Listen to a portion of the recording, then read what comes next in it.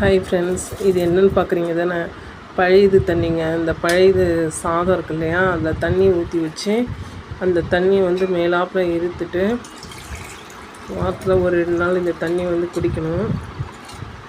சாதத்தை வந்து மேலாப்பில் இருத்துட்டு இந்த தண்ணி மட்டும் நான் குடிப்பேன். ஏன்னா சாதம் சாப்பிட மாட்டேன், எனக்கு சளி பிடிச்சிக்கும். இந்த பழைய தண்ணி வந்து அவ்வளோ நல்லது உடம்புக்கு, ஹீட்டெல்லாம் குறையும். நம்ம வந்து ஒரு 40-45 வயசு கடக்கும்போது நம்ம ஹெல்த்தை வந்து ரொம்ப பார்த்துக்கணும். நீங்கள் வந்து 45 வயசு ஆகிடுச்சி, குழந்தைங்கள மட்டும் பார்த்துக்கிட்டு, ஹஸ்பண்டை மட்டும் பார்த்துக்கிட்டு, மாமியாரை மட்டும் பார்த்துட்டு நீங்கள் செல்ஃப் கேர் எடுக்காமல் இருக்காதீங்க. எல்லோரும் செய்கிற தப்பு என்னென்னா நம்ம கவனிச்சிக்கிறது கிடையாது.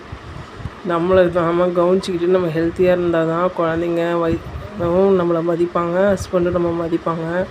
நம்ம அடிக்கடி உடம்பு முடியலன்னு பார்த்துக்கிட்டா நம்மளை யாரும் மதிக்கவே மாட்டாங்க. ஸோ நம்மளோட ஹெல்த்தை வந்து பார்த்துக்கோங்க.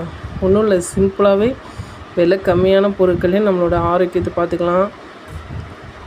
நீங்கள் எல்லாருக்கும் எல்லாம் செஞ்சு கொடுத்தா கூட நீங்கள் டெய்லி சாப்பாட்டில் முருங்கைக்கீரை எடுத்துக்கோங்க, கேரட் எடுத்துக்கோங்க, கம்பு மாவு கஞ்சி வச்சு குடிங்க. உங்களுக்குன்னு தனியாக ஒரு ரெடி பண்ணி சாப்பிடுங்க.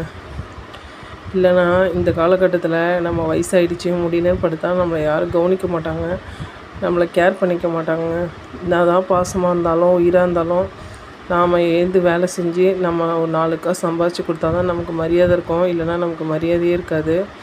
ஸோ நம்ம வந்து எல்லாருக்கும் பொதுவில் என்ன செஞ்சு கொடுத்தாலும் நம்ம தனியாக செல்ஃபாக கேர் எடுத்து நமக்கு ஹெல்த்தியான ஃபுட்டு சாப்பிடாத மறக்காதீங்க.